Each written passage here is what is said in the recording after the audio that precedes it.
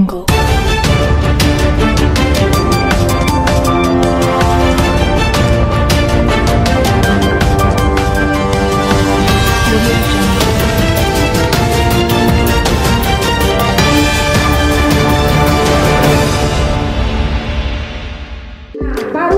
yang perokok ini menghitam, ini yang di ronsen adalah usia hanya 5 tahun dari sejak merokok. Bagaimana yang 10 tahun?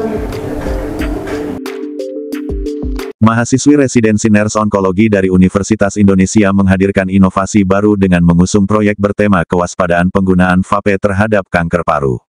Proyek ini menyasar siswa-siswi SMA N14 Jakarta melalui edukasi dan konseling langsung di sekolah. Vape yang kerap dianggap lebih aman dari rokok konvensional, terungkap bahwa vape tetap membawa risiko serius bagi kesehatan paru-paru, termasuk potensi menyebabkan kanker. Beriringan dengan program upaya berhenti merokok yang tengah digalakkan pemerintah, para mahasiswi ini memberikan wawasan berbasis riset terbaru, sekaligus dukungan konseling bagi siswa yang ingin berhenti merokok. Acara yang mengambil tema, peningkatan kewaspadaan bahaya vape pada remaja usia sekolah di lingkungan Puskesmas Kecamatan Kramat Jati, Jakarta, juga dihadiri oleh pihak guru pendamping SMA N14 Jakarta dan pihak Puskesmas Kecamatan Kramat Jati, Jakarta Timur. Dalam sambutannya guru pendamping SMA N14 Jakarta, menyampaikan ada dosa keturunan bagi perokok. Yang mana dia menjelaskan, bagaimana asap rokok akan terbang mencapai atmosfer bumi yang akan berakibat negatif dalam keberadaannya sebagai pengaman bumi. Ada dosa keturunan merokok itu. Merokok vape ini. Berarti kan, kalau kita ngerokok begini maka asapnya akan ke atmosfer. Asap atmosfer itu terakumulasi dengan CO2 di atmosfer. Kalau CO2 kebanyakan akan jadi yang namanya global warming. Nah, global warming itu salah satu akibat adalah nanti terjadinya mahal makan dan sebagainya, itu yang namanya turunan dosa untuk seluruh umat manusia. Jadi penting sekali untuk berhenti yang namanya merokok, nge-vape, ada perokok aktif maupun pasif, itu semuanya akan berbahaya. Satu buat kesehatan, yang kedua buat lingkungan. Dalam kesempatan yang sama, perwakilan Puskesmas Kecamatan Kramat Jati, Julita Sibarani menyampaikan harapannya agar kegiatan serupa terus dilakukan dalam rangka mengedukasi para remaja tentang bahaya vape, yang masih banyak masyarakat bahwa vape itu sama dengan merokok. Ada orang yang berkata, vape itu bukan merokok. Benar nggak ya? Benar. Benar ya?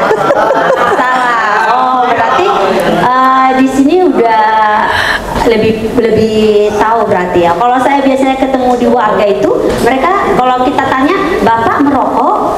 Bukan, saya nggak merokok Bu, saya itu nge-vape. Nah, nanti di tempat ini kita akan sama-sama belajar apa itu vape. Kami merindukan bukan hanya sekali ini saja, tapi nanti mungkin akan ada ke depannya. Jadi nanti kami berharap kuesioner yang tadi yang diisi itu jujur ya. Jadi kalau memang pernah nge-vape atau pernah merokok, nggak apa-apa, kasih tahu aja di situ. Ya, jadi nggak usah merasa takut karena nggak mempengaruhi apa-apa.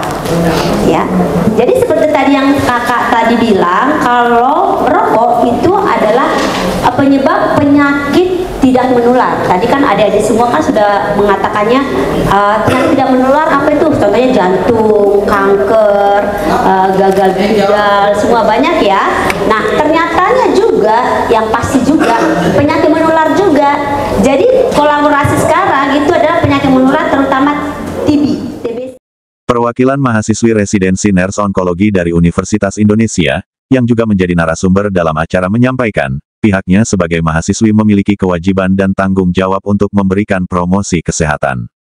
Lebih jauh dia mengungkapkan, bagaimana peningkatan kasus-kasus penyakit kanker yang diderita oleh kalangan remaja terus mengalami peningkatan dari tahun ke tahun.